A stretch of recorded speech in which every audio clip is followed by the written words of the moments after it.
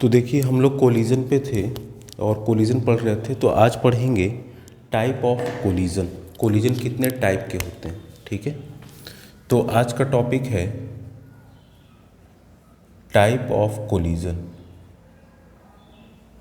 ठीक है। तो टाइप ऑफ कोलिजन में यहाँ पे क्या होगा, फर्स्ट है आपका इसमें ये टाइप ऑफ कोलिजन में पहला होता है इलास्टिक और इन इलास्टिक। इलास्टिक कोलिजन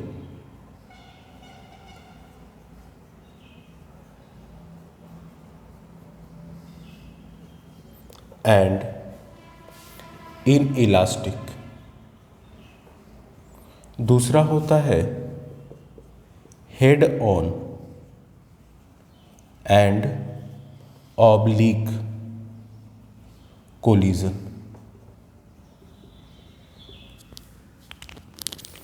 तो जरा ध्यान समझिएगा। देखिए हमने जो पीछे केस पढ़ाया था उसमें हमने कहा था कि टोटल मोमेंटम कंजर्व रहता है या फिर काइनेटिक एनर्जी, दो चीज़ कंजर्व होते हैं। अगर कोई डिफॉर्मेशन या डिसिपेटिव फोर्स नहीं है तो काइनेटिक एनर्जी भी कंजर्व रहता है, और कोई एक्सटर्नल फोर्स वर्क नहीं कर रहा तो मोमेंटम भी कंजर्व रहता है। अब यहाँ पे वो जो मैंने बताया था उसका क्या मतलब है यहाँ पे समझ में आएगा। देखिए पहला है elastic collision and in elastic collision. यहाँ पे इलास्टिक कोलिजन की जब हम बात करते हैं तो इसमें क्या होता है, इलास्टिक का मतलब ये है कि after collision, if after collision, collision के बाद अगर बॉडी जो है वापस अपने शेप को रीगेन कर लेती है तो उसे हम बोलते हैं इलास्टिक कोलिजन।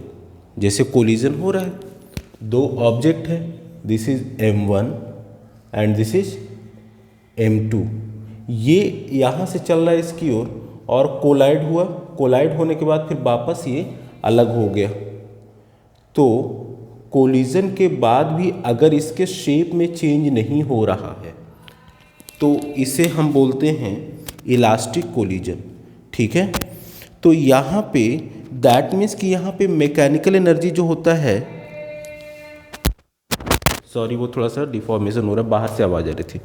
तो यहाँ पे क्या हो रहा है कि अपने शेप को ये डिसओरिएंटेड नहीं कर रहा, इसका शेप एंड साइज जो है रिमेन्स सेम आफ्टर कोलिजन। तो ऐसे केसेस को हम बोलते हैं इलास्टिक कोलिजन। क्या बोलते हैं? Elastic collision. तो जब ये अपने शेप को ये रीगेन कर ले रहा है, दैट मीन्स कि इसमें कोई डिफॉर्मेशन फोर्स नहीं लग रहा। इसमें अगर कोई अब आफ्टर कोलिजन जो है ये उसी शेप को रीगेन कर रहा है, तो हमने बताया था कि एनर्जी कंजर्व तब रहता है, इसका ½ mv² जो बताया था वो तब होता है जब कोई डिसिपेटिव फोर्स ना हो। तो यहाँ पे क्या कोई इसको डिसिपेट कर रहा है क्या, डिस्टॉर्ट कर रहा है? नहीं। दैट मीन्स यहाँ पे टोटल एनर्जी कंजर्व रहेगा, और चूंकि इस पर कोई एक्सटर्नल फोर्स वर्क नहीं कर रहा है तो इस कारण इसमें मोमेंटम भी कंजर्व रहेगा, ठीक है। तो ये चीज़ याद रखिएगा कि यहाँ पे कि काइनेटिक एनर्जी के साथ साथ लीनियर मोमेंटम भी कंजर्व रहता है। लेकिन अगर इसकी बात करें इन इलास्टिक की तो समझिएगा, इन इलास्टिक जब होगा दैट इज़ ये इन इलास्टिक कोलिजन। तो इन इलास्टिक का मतलब होता है कि if after collision body does not regain their shape तो उसे हम बोलते हैं इन इलास्टिक कोलिजन, ठीक है। तो देखिए क्या होता है।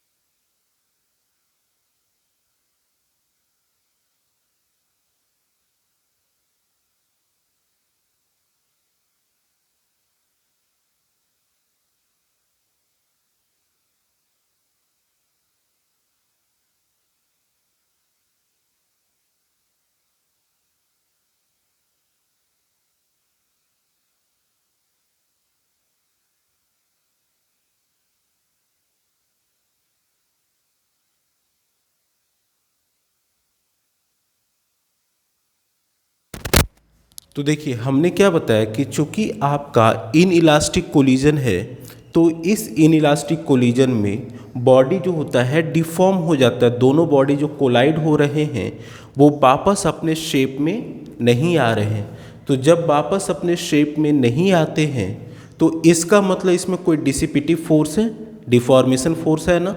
तो जब कोई डिसिपिटिव या डिफॉर्मेशन फोर्स ऐसे केसेस में होता है तो वहाँ पे मैंने बताया था काइनेटिक एनर्जी क्या होता है, कंजर्व नहीं रहता, डज नॉट रिमेन कंजर्व। ठीक है, आ रही बात समझ में। तो भाई फिर क्या कंजर्व रहता है यहाँ पे, चूंकि यहाँ पे एक्सटर्नल फोर्स वर्क कर रहा है, एक्सटर्नल फोर्स वर्क नहीं कर रहा है, तो इस केस में ओनली आपका लीनियर मोमेंटम कंजर्व रहता है। That means only linear momentum remains conserve.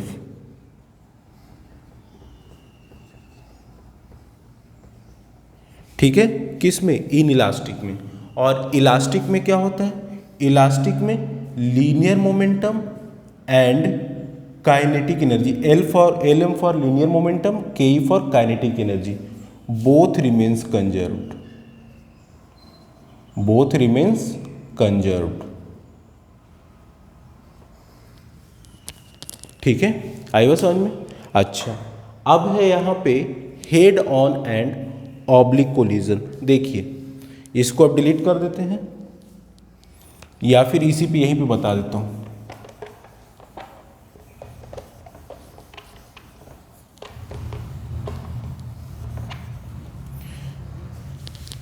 जब हम हेड ऑन और ऑब्लिक कोलिजन की बात करते हैं तो ये क्या होता है, हेड ऑन कोलिजन क्या होता है। हेड ऑन कोलिजन की जब हम बात करते हैं तो मतलब कि सेम लाइन ऑफ एक्शन पे कोलिजन होता है, यानी कि ये अगर एक ही लाइन पे दो ऑब्जेक्ट मूव कर रहे हैं, m1 एंड m2, इन दोनों का लाइन ऑफ एक्शन सेम है, ये भी इसी लाइन पे मूव कर रहा है, ये भी इसी लाइन पे मूव कर रहा है, तो आगे जाके कहीं कोलाइड कर रहा है, तो इसे बोलते हैं head to head, head on collision. ठीक है, सेम लाइन ऑफ एक्शन पे है। लेकिन ऑब्लिक कोलिजन की बात करेंगे तो एक ऑब्जेक्ट m1 जो है इधर से आ रहा है, एक ऑब्जेक्ट m2 है ये इधर से आ रहा है, तो यहाँ पे कहीं ये दोनों टकरा जाएंगे, मतलब कि उनका लाइन ऑफ एक्शन सेम नहीं है, ये इधर से है, ये इधर से इधर गया, ये इधर गया, बीच रास्ते में कोलाइड कर गया, तो दिस इज ऑब्लिक कोलिजन। जब सेम लाइन ऑफ एक्शन नहीं होता है तो उस केस में आपका ऑब्लिक कोलिजन होता है। और जब सेम लाइन ऑफ एक्शन हो कि एक ही लाइन पे दोनों मूव कर रहे हो और इसकी वेलोसिटी इससे ज़्यादा है, तो सेम लाइन ऑफ एक्शन यानी कि डायरेक्शन ऑफ मूवमेंट दोनों का सेम है, तो उस केस में आपका हेड ऑन कोलिजन हो जाता है। ठीक है, और इसमें ऑब्लिक कोलिजन होता है। तो अब यहाँ पे देखिए हेड ऑन और ऑब्लिक कोलिजन और इसमें क्या है, इसकी वेलोसिटी कैसे निकालेंगे, ये सब आगे हम पढ़ेंगे। ठीक है, नेक्स्ट वीडियो में हम आपको हेड ऑन और ऑब्लिक कोलिजन में जो वेलोसिटी में जो होता है काइनेटिक एनर्जी मोमेंटम कैसे कंजर्व करवाते हैं, उसकी वेलोसिटी आफ्टर कोलिजन क्या होता है, ये सारी चीज़ें नेक्स्ट वीडियो में करते हैं। ठीक है, थैंक यू।